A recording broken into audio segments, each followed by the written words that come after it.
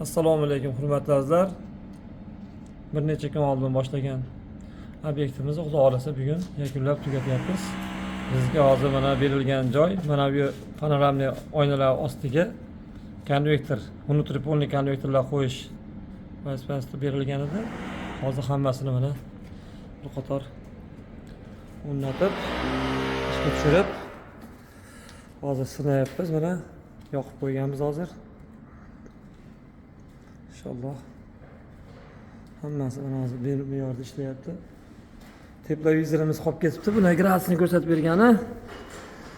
Xo'sh, tubalarda ochiq qolganiga e'tibor bermaysizlar, chunki zakazchilar mana bu izolyatsiyani olib tashlashimizni aytishgan edi. Как будто ko'prik pol vazifasida bajariladi xolasa.